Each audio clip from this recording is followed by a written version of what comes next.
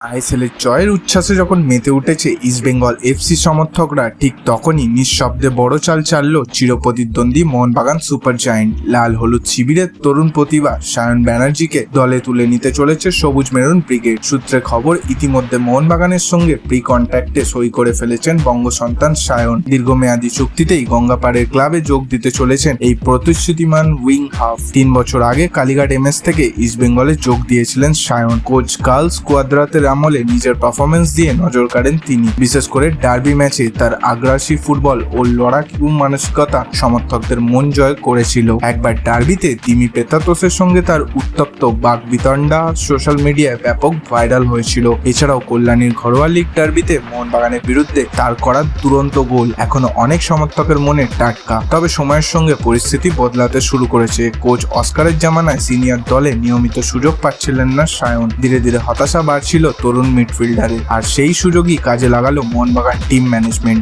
আগামী মরশুমে আইএসএল এর পাশাপাশি ঘরোয়া লিগেও দাপট বজায় রাখতে স্কোয়াডকে আরো শক্তিশালী করতে চাইছে সবুজ মেরুন শিবির। সেই পরিকল্পনার অংশ হিসাবেই সায়নকে দলে টানার সিদ্ধান্ত। তবে শুধু সায়ন নয়, শোনা যাচ্ছে জেসন টিকের দিকেও নজর রয়েছে মোহনবাগানের। ইস্টবেঙ্গলের সঙ্গে তার চুক্তি শেষের পথে। অন্যদিকে শ্যামল বেরা ইতিমধ্যে ক্লাব ছাড়ার সিদ্ধান্ত নিয়েছেন। সব মিলিয়ে নতুন মরশুমের আগে কলকাতার 2 প্রধানের ট্রান্সফারের বাজারে উত্তেজনা এখন তুঙ্গে। এদিকে ভুতুরের স্ট্যাচু নিয়ে এখন মাতামাতি কলকাতা শহর জুড়ে। লিওনেল মেসিকে ঘিরে ফুটবল প্রেমীদের উন্মাদনা থেকেই তৈরি করা হয়েছিল লেক টাউনের 70 ফুটের বিশাল মূর্তি। গত বছরের ডিসেম্বর মাসে ঘটা করে উদ্বোধন করা হয়েছিল সেই স্ট্যাচু, কিন্তু উদ্বোধনের মাত্র 5 মাসের মধ্যেই এবার সেই মূর্তিকে ঘিরে দেখা গেল বড়সড় নিরাপত্তার আশঙ্কা। স্থানীয় বাসিন্দাদের অভিযোগ, হাওয়ায় দুলছে বিশাল ওই কাঠামো, আর যে কোনো মুহূর্তেই তা ভেঙে পড়তে পারে ভয়াবহ দুর্ঘটনা। শুরু থেকেই এই মূর্তিকে ঘিরে বিতর্ক ছিল তুঙ্গে। অনেক ফুটবল প্রেমীরা প্রশ্ন ছিল,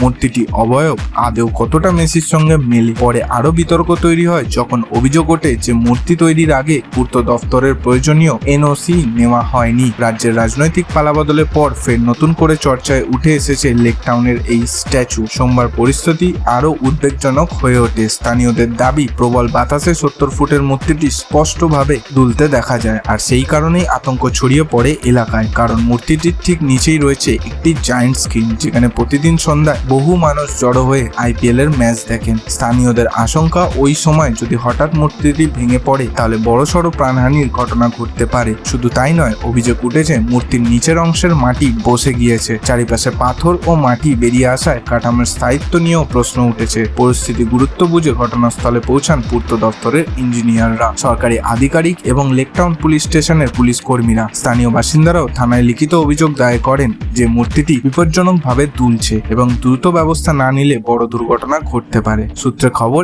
এই পরিস্থিতি খতিয়ে দেখছে প্রশাসন। দ্রুত পদক্ষেপের সিদ্ধান্ত নিয়েছেও প্রশাসন। এমন জানা গিয়েছে, নিরাপত্তার স্বার্থে খুব শীঘ্রই মূর্তিটি ভেঙে ফেলার সিদ্ধান্ত নেওয়া হতে পারে। Bureau report, feel sport India.